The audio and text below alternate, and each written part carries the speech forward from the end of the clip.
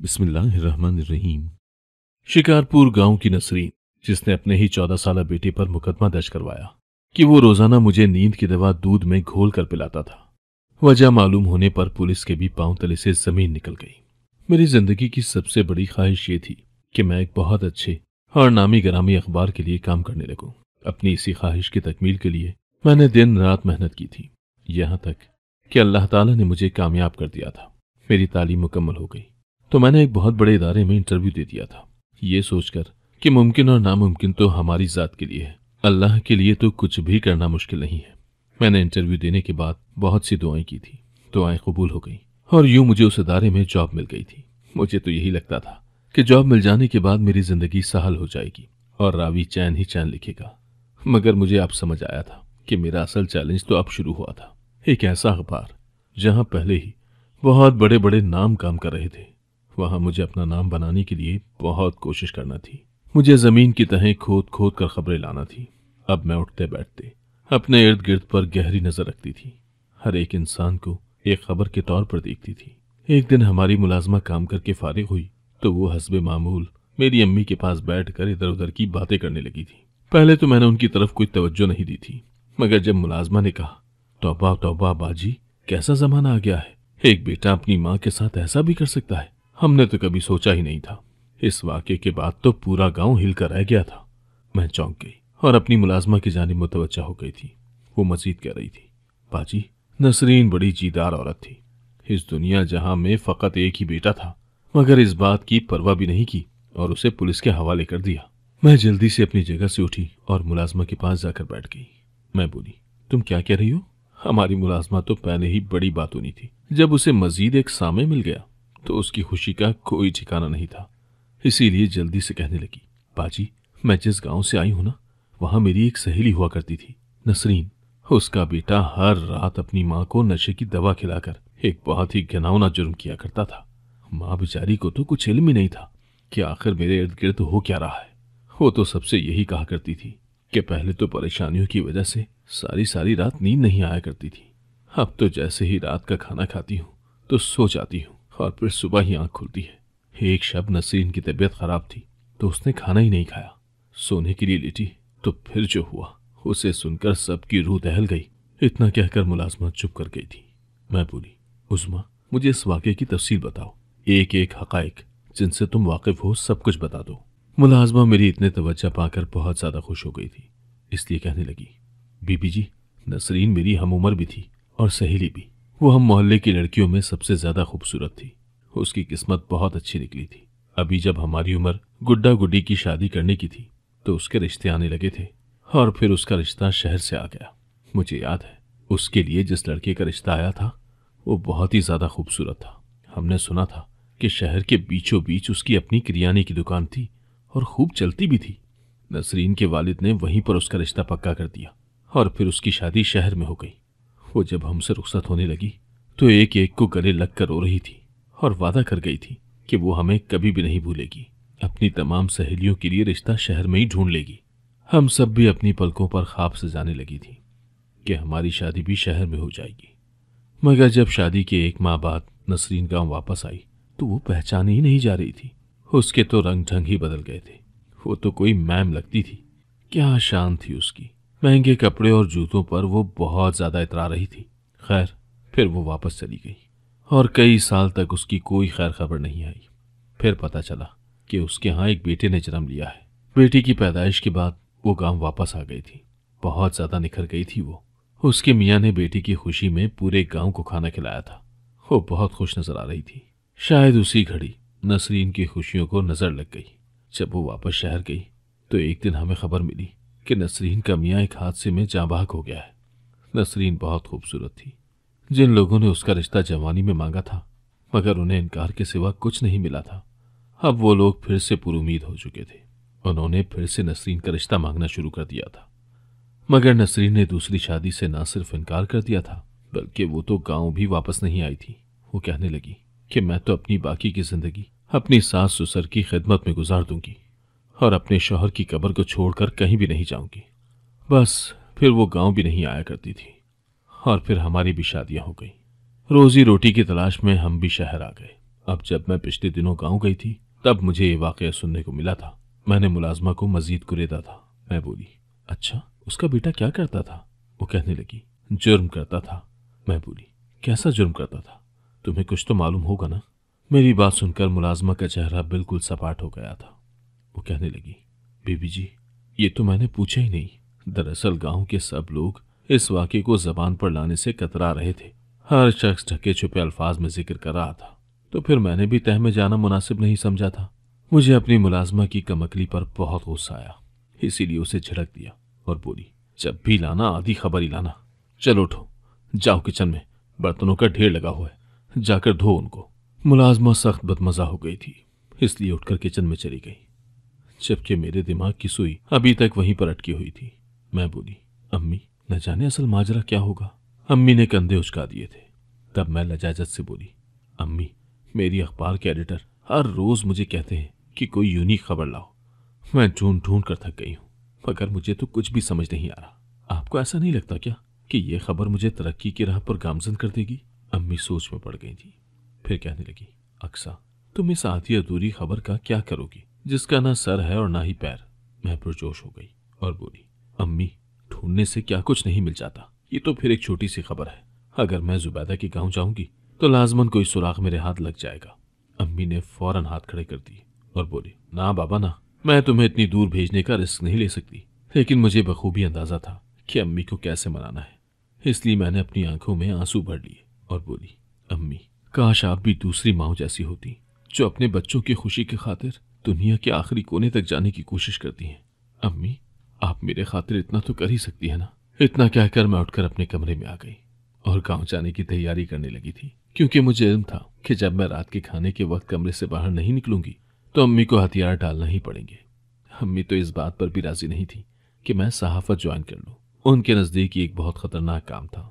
अम्मी मुझसे कहने लगी, अक्सा अगर तुम्हें जॉब करने का इतना ही शौक है तो किसी स्कूल में टीचिंग कर लो, मगर मैं तुम्हें सहाफी बनने की इजाजत नहीं दे सकती।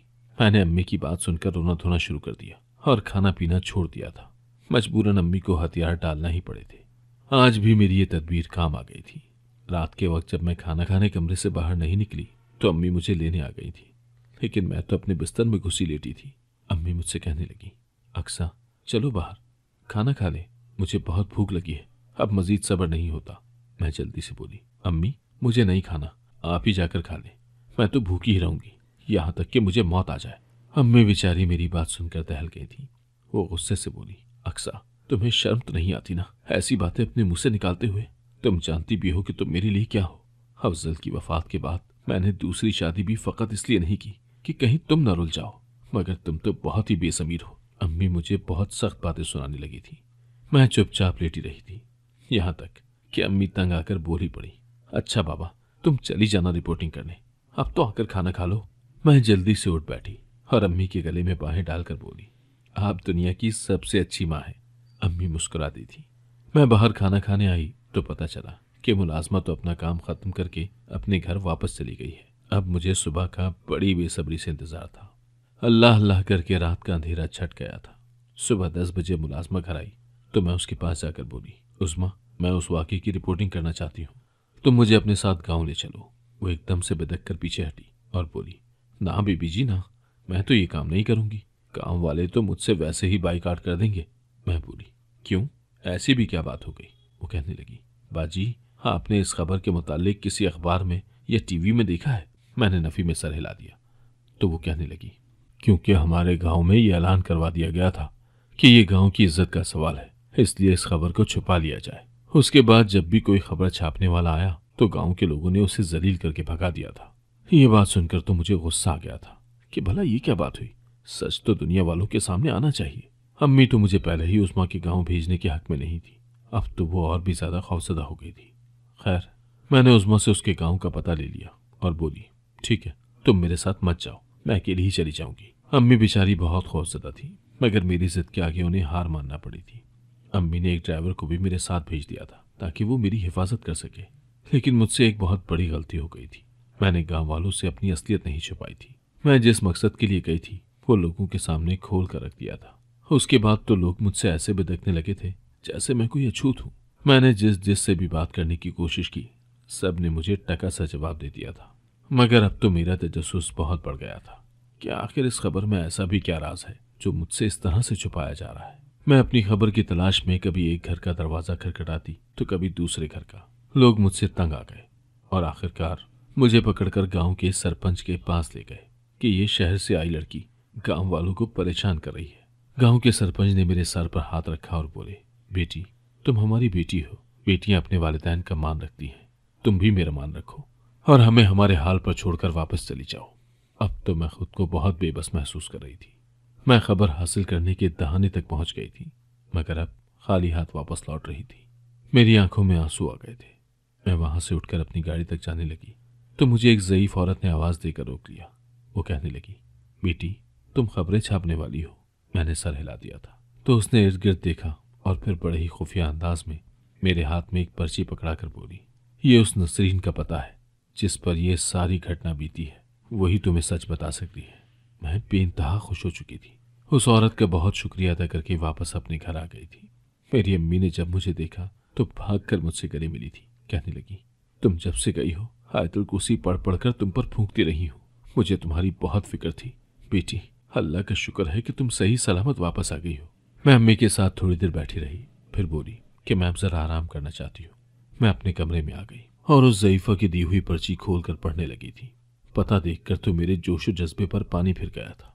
वो कराची का पता था, जबकि मैं लाहौर में रहती थी। अम्मी तो मुझे गांव जाने की इजाज़त नहीं दे रही थी, तो फिर कराची जाने का तो सवाल ही पैदा नहीं होता था। मैं बहुत परेशान थी। ऊपर से उस इदारे के एडिटर ने फ़ोन पर फ़ोन कर करके मुझे तंग किया हुआ था। वो एक ही बात दोहरा रहे थे कि मिस अक्सा, आपकी पोजीशन खतरे में है। आपको 1 महीना हो गया है कि आप इस जॉब पर मामूर हैं, मगर आपने अब तक कोई ऐसी खबर नहीं दी जिससे अखबार की रेटिंग बढ़ सके। ये सब बातें मुझे डिप्रेशन में मुब्तला कर रही थी। सुबह हुई तो अम्मी ने मुझे नाश्ते के लिए उठाया था। वो कह रही थी कि जल्दी जल्दी तैयार हो जाओ, नहीं तो तुम ऑफिस के लिए लेट हो जाओगी। मैं अम्मी के गले लगकर फूट फूट कर रोने लगी और बोली, अम्मी, मैं ऑफिस नहीं जाया करूंगी। मुझे ऑडिटर ने साफ अल्फाज में कह दिया था कि अगर कल सुबह आपके पास कोई चटपटी खबर हुई तभी ऑफिस आइएगा, नहीं तो आने की कोई जरूरत नहीं। अम्मी को इल्म था कि मैंने सहाफत की खातिर कैसे जी जान मार कर पढ़ाई की थी। मेरी बात सुनकर वो भी अफसरदा हो गई थी। कहने लगी, अच्छा मुझे बताओ, मैं तुम्हारे लिए क्या कर सकती हूँ। मैं बोली, अम्मी, आप मुझे आज़ाद छोड़ दें, मैं खुद ही कहीं से घूम फिर कर खबर ढूंढ लूंगी। अम्मी ने मेरे सर पर हाथ रख दिया और बोली, अच्छा, मेरी तरफ से इजाज़त है। अल्लाह तुम्हारा निगहबान हो। मेरी दुआएं तुम्हारे साथ हैं। अल्लाह पाक तुम्हें कामयाब करे। मैं अम्मी की बात सुनकर बेइंतहा खुश हो गई थी। मैं अम्मी से बोली, मैं खबर की तलाश में कराची जाना चाहती हूँ। मेरी बात सुनकर अम्मी के चेहरे का रंग जर्द पड़ गया था, मगर अम्मी ने मुझे इजाज़त दे दी थी। मैंने उसी शाम तैयारी की और कराची के लिए रवाना हो गई। मैं चाहती थी कि जल्द से जल्द खबर तक जा पहुंचूं। सफ़र लंबा था और दुश्वार भी। बिलाखिर मैं कराची पहुंच ही गई थी। मैंने नसरीन के घर का दरवाज़ा खटखटाया तो एक बहुत ही नफीस सी औरत ने दरवाज़ा खोला था। वो मुझे पहचानने की कोशिश करने लगी थी। मैं मुस्कुरा कर बोली, क्या आप नसरीन हैं? उसने हाँ में सर हिला दिया था। मैं बोली, मैं अक्सा हूँ, बड़ी दूर से आपसे मिलने के लिए आई हूँ। वो पीछे हट गई और मुझे अंदर आने का रास्ता दे दिया था। मैं बोली, नसरीन, आप उज़मा को जानती हैं क्या? नसरीन की आंखें चमक गई थी। वो बोली, हाँ, मैं जानती हूँ उसे। वो मेरी बचपन की सहेली थी। कहाँ है अब वो? कैसी है? मैं मुस्कुरा कर बोली, वो लाहौर में होती है, हमारे घर पर, वहीं पर काम करती है। नसरीन खुश हो गई थी। मैं बोली, मुझे उज़मा के मुंह से आपकी बेटी के जुर्म के मुतालिक पता चला था। मैं अखबार में काम करती हूँ और ये खबर छापना चाहती हूँ। नसरीन के चेहरे के तासुरात बदल गए थे। वो कहने लगी, इस वाक़े के बाद बहुत से लोग ये खबर जानने के लिए मेरे पास आए थे, मगर मैंने उन्हें खाली हाथ लौटा दिया था। तुम उज़मा की जानने वाली हो तो बताओ, मैं तुम्हें कैसे खाली हाथ लौटाऊंगी? नसरीन की आंखें आंसुओं से भीग गई थी। वो कहने लगी, तुम जानती हो ना, औलाद इंसान को किस कदर अजीज होती है। फिर मेरा बेटा हारिस तो मेरे महबूब तरीन शौहर की आखिरी निशानी था। मैंने बहुत जुल्म कर दिया, अपने बेटे के साथ भी और अपने साथ भी। मेरे बेटे ने अगर कुछ गलत किया था तो इसमें किसका कसूर था? हारिस का? मैं नहीं समझती कि उसका कसूर था, क्योंकि वो तो बच्चा था। मैं ही उसकी तरबियत करने से कासिर रही थी। मैं बोली, नसरीन, आप खुद को इल्जाम मत दें, आप मुझे बताएं कि क्या हुआ था। शायद मैं आपकी कुछ मदद करने के काबिल हो जाऊं। नसरीन कहने लगी, हारिस मेरा इकलौता बेटा था। उसका बाप तभी फौत हो गया था जब वो 2 साल का था। मुझे सब लोगों ने दूसरी शादी का मशवरा दिया था, मगर मैं तो किसी को अपने शौहर की जगह देने का सोच भी नहीं सकती थी। मेरे सास ससुर ने मेरा और हारिस का बहुत ख्याल रखा था। हमारा गुजारा अच्छे से हो रहा था। फिर सास ससुर के इंतकाल के बाद घर के हालात खराब हो गए, जबकि मैं तो चाहती थी कि मैं हारिस को दुनिया जहां की सहूलतें और नेमतें दूं।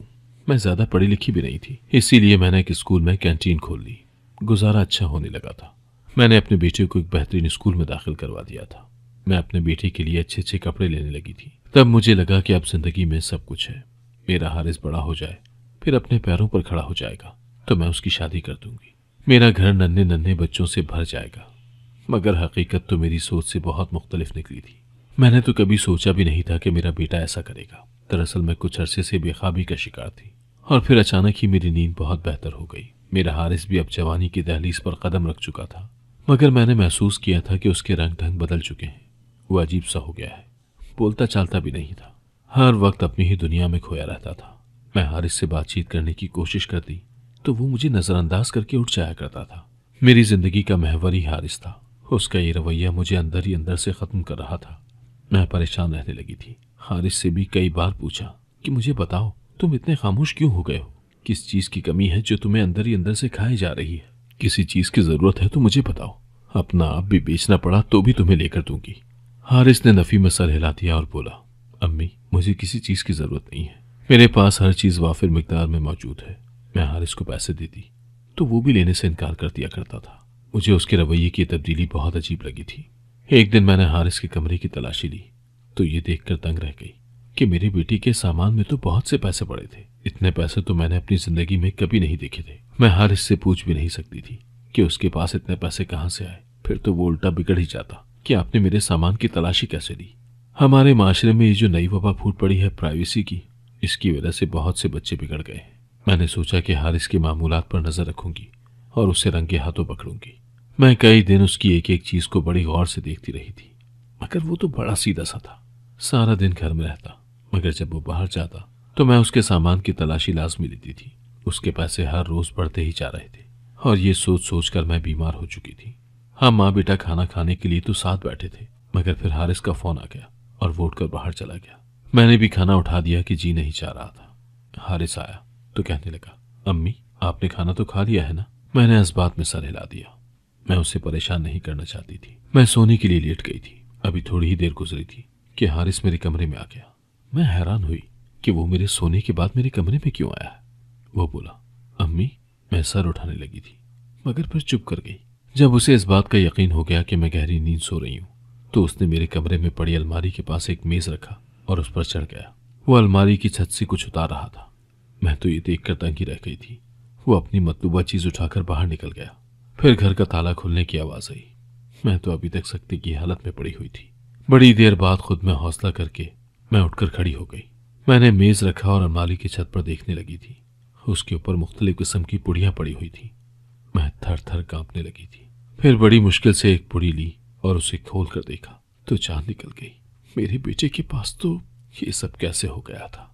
मैं अब मुंतजिर थी कि मेरा बेटा कब घर आएगा और मैं उससे पूछगछ करूंगी।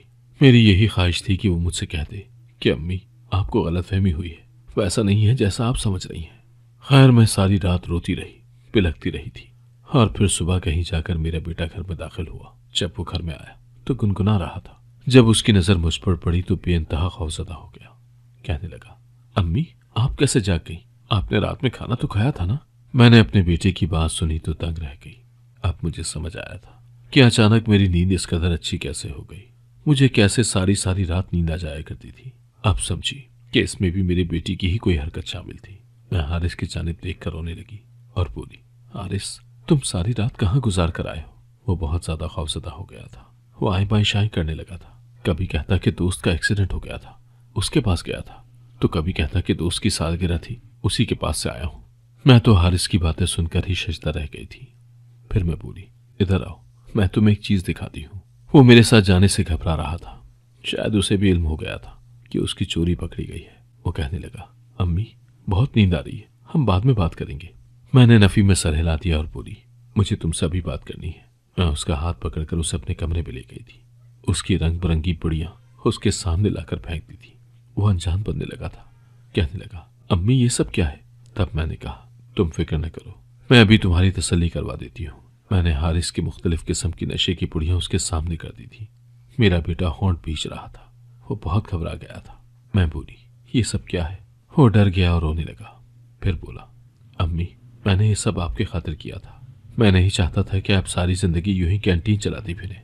मैं एक ही बार लंबा हाथ मारकर आपको आसाइशों भरी जिंदगी देना चाहता था। बस इसी वजह से मैंने ये सब किया। मैं बोली, हारिस, तुम ये सब कब से कर रहे हो? हारिस कहने लगा, अम्मी, अभी कुछ ही महीने हुए हैं। मैं बोली, तुम ये काम छोड़ने पर राजी हो? हारिस तब मुझे एक बच्चे की तरह खौफजदा नजर आया था।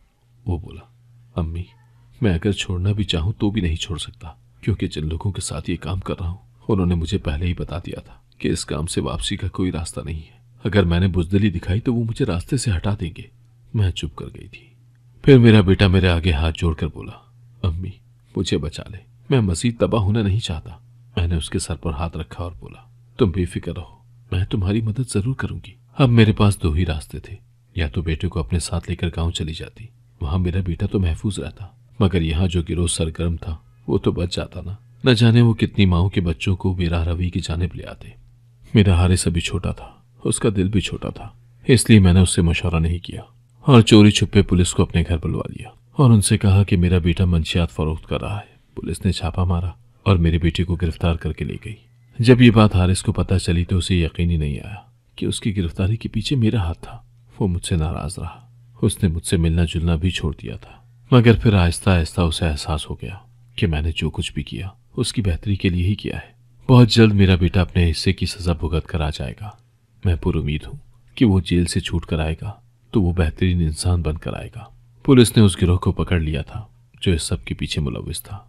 मैं बोली, नसरीन, क्या आप मुझे इजाजत देती हैं कि मैं आपकी कहानी अखबार में छाप दूं? नसरीन कहने लगी, तुम हमारे हकीकी नाम छुपाकर ये काम कर सकती हो तो कर लो। मैंने नसरीन का शुक्रिया अदा किया और वापस शहर आ गई। मैंने जब ये खबर एडिटर को दी तो वो बहुत खुश हो गए। जब ये खबर अखबार में छपी तो सबने बहुत पसंद की थी और यूं मेरी जॉब पक्की हो गई थी। मुझे उम्मीद है कि ये खबर पढ़ने के बाद बहुत सी माओं ने अपने बच्चों की मुकम्मल देखभाल करना शुरू कर दी होगी, और अगर उनमें कोई बुराई नजर आई भी होगी तो अपनी ममता को पीछे करके उन्हें उनके जुर्म की सजा जरूर दिलवाई होगी। अगर आपको आज की कहानी पसंद आई है तो वीडियो को जरूर लाइक कीजिएगा और अपने दोस्तों के साथ भी शेयर कीजिएगा। और हाँ, अगर आपने अभी तक हमारा चैनल सब्सक्राइब नहीं किया तो जरूर सब्सक्राइब करें। मिलते हैं कल एक नई और दिलचस्प कहानी के साथ। अल्लाह हाफिज।